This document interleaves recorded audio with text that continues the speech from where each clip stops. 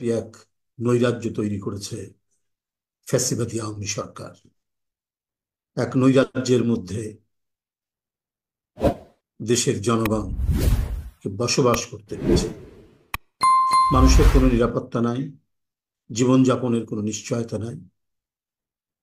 আওয়ামী ফ্যাসিবাদের অনুষঙ্গ যারা, অর্থাৎ আইন, বিচার, প্রশাসন, আইন শৃঙ্খলা বাহিনী, কার কোন দিক থেকে থাবা বিস্তার হবে এবং কত নিরীহ মানুষ যে তাদের থাবার শিকার হয়ে কারাগারে অথবা জীবন পর্যন্ত চলে যাবে, তার কোনো নিশ্চয়তা নাই।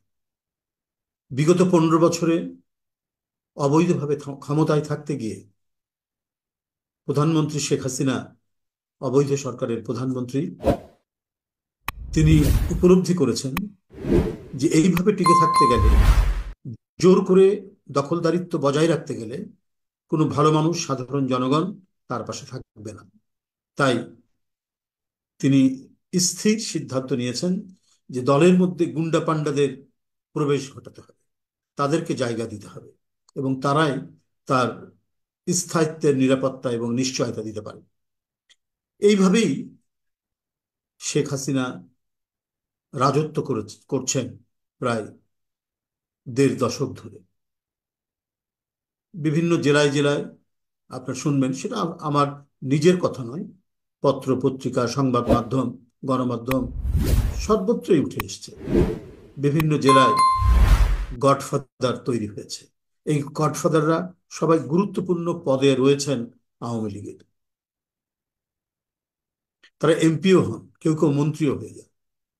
তাদের ভাষা, তাদের রুচি, তাদের হুমকি, সবকিছু মিলিয়ে এক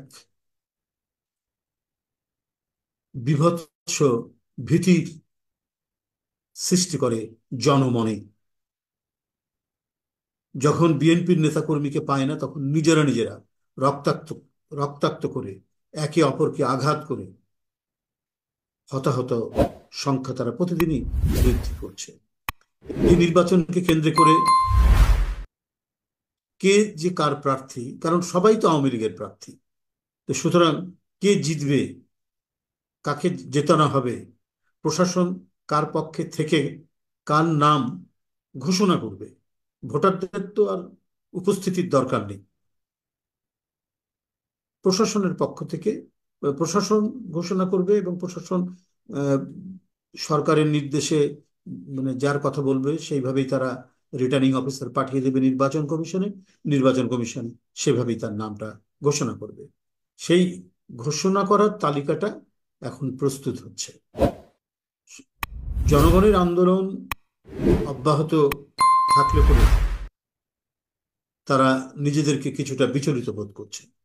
এই কারণে আমরা চারিদিক থেকে শুনতে পাচ্ছি এবং দেখতেও পাচ্ছি সরকারি সন্ত্রাসের নানামুখী বিস্তার। চট্টগ্রামের আওয়ামী লীগের সাধারণ সম্পাদক নাসির সাহেব বলেছেন যে বিএনপির নেতাকর্মীরা যদি বাড়াবাড়ি করে, সন্ত্রাস করে, নাশকতা করে, তাহলে তাদের বাড়ি ঘর, ব্যবসা বাণিজ্য, দোকানপাট সবকিছু ধ্বংস করে দেওয়া হবে। এটা হচ্ছে একজন রাজনৈতিক নেতার মুখের ভাষা। কারণ এদেরকেই 1.5 দশক ধরে বেছে বেছে আওয়ামী লীগের জেলা পর্যায়ের নেতা বানানো হয়েছে। এদের দুর্বিনীত প্রতাপে সাধারণ মানুষ ভয়ে সংকুচিত হয়ে আছে। যারা নিরীহ সাধারণ মানুষ, তারা কোনো টু শব্দ করতে সাহস পাচ্ছে না। এদেরকেই মেয়র করা হয়, কারণ ভোটাররা তো ভোট দেন না। শেখ হাসিনার বাছাইকৃত লোকদেরকে ভোট দেওয়া হয় এবং এই বাছাই হন সব সন্ত্রাসী টাইপের লোকজন।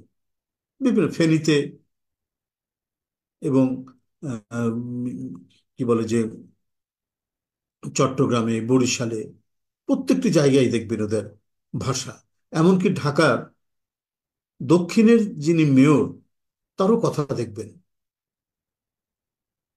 উল্টে দিচ্ছে, পাল্টে দিচ্ছেন, কাকে মারছেন, কাকে ধরছেন, কাকে দেশ থেকে বিদায় করে দিচ্ছেন। এই হচ্ছে এদের মুখের ভাষা। এটা কি কোনো ধরনের ন্যূনতম বা ছিটে ফোটা গণতন্ত্রের নমুনা? এটা হচ্ছে দুঃশাসনের নমুনা। এটা হচ্ছে গুন্ডা পান্ডাদের শাসনের নমুনা। এটা হচ্ছে দুর্বিনীত দুর্বৃত্তদের শাসনের নমুনা। এর বিরুদ্ধেই চলছে আন্দোলন। মানব সভ্যতার অগ্রগতির সম্পূরক হচ্ছে বিএনপি এবং সমমনা দলগুলোর আন্দোলন। গণতন্ত্র থাকলে দেশের ভদ্রলোক, সুশীল মানুষ, তারা রাজনীতি করতে পারবেন নির্বিঘ্নে, তারা কথা বলতে পারবেন নির্বিঘ্নে, তাদের মত প্রকাশের স্বাধীনতা প্রকাশ করতে পারবেন নির্বিঘ্নে। এই জন্যই পৃথিবীর দেশে দেশে, যেখানে দীর্ঘদিন ধরে গণতন্ত্রের চর্চা অনুশীলন সম্ভব হয়েছে, সেখানে জনগণের সত্যিকার দক্ষ প্রাজ্ঞ মানুষই নেতৃত্বে আসেন। এই জন্যই বলা হয় গণ মানে সত্যিকারের গণতন্ত্রের চর্চার মধ্যে দিয়ে অবাধ, সুষ্ঠু, গ্রহণযোগ্য এবং অংশগ্রহণমূলক নির্বাচনের মধ্যে দিয়ে আপনার গণতন্ত্রের পথ চলা হয় নিশ্চিত। সাধারণ মানুষ কিন্তু তার প্রতিনিধি বাঁচতে কখনোই গুন্ডা পান্ডা সন্ত্রাসীদেরকে বাঁচবে না। নিঃসন্দেহে ভালো লোক, ভদ্রলোক এবং সুরুচি সম্পন্ন মানুষকেই কিন্তু জনগণ ভোট দেবে। যাই হোক বন্ধুরা, আমরা আজ বেলা 12:30টায় আমাদের দলের সম্মানিত ভারপ্রাপ্ত চেয়ারম্যান দেশনায়ক তারেক রহমানের তিনি যে বক্তব্য দিয়েছেন, সেই বক্তব্য, আন্দোলন নিয়ে, সাম্প্রতিক রাজনৈতিক পরিস্থিতি নিয়ে, দুর্বৃত্ত দুঃশাসনের কারণে এর পরিণাম কি, সেটা নিয়ে তিনি অত্যন্ত সাবলীল ভাষায় জোরালো বক্তব্য রেখেছেন। সেটি পাঠ করে আপনাদের কাছে আমি শুনিয়েছি। এখন আমি আপনাদেরকে কর্মসূচি ঘোষণা করছি। বন্ধুরা, এক দফার দাবিতে, এক দফা কি?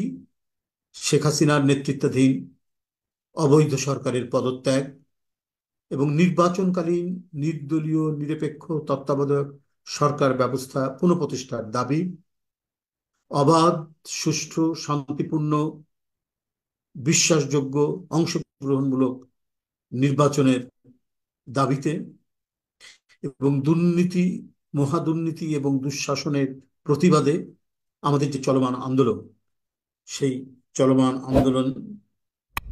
আন্দোলনের পরিপ্রেক্ষিতে নির্বাচন বর্জন ও অসহযোগ আন্দোলনের পক্ষে আগামী 21, 22, 23শে ডিসেম্বর গণসংযোগ কর্মসূচি পালন করা হবে। আমি আবারও বলছি, 21, 22, 23শে ডিসেম্বর গণসংযোগ কর্মসূচি পালন করা হবে। আগামীকাল থেকে, আগামীকাল 21 তারিখ বৃহস্পতিবার, শুক্রবার এবং শনিবার, এই 3 দিন গণসংযোগ কর্মসূচি পালন করা হবে। 24 তারিখ রবিবার, 24শে ডিসেম্বর রবিবার সকাল সন্ধ্যা অবরোধ কর্মসূচি পালন করা হবে। সকাল সন্ধ্যা অবরোধ কর্মসূচি পালন করা হবে। এটি আজকে বাংলাদেশ জাতীয়তাবাদী দলের পক্ষ থেকে এই কর্মসূচি ঘোষণা করলাম। আমি আবারও বলছি, এক দফার দাবিতে নির্বাচন বর্জন ও অসহযোগ আন্দোলনের পক্ষে এই কর্মসূচি ঘোষণা করা হলো। বাংলাদেশ জাতীয়তাবাদী দল এবং সমমনা দলগুলো একই কর্মসূচি পালন করবেন। আপনাদের সকলকে ধন্যবাদ জানাচ্ছি।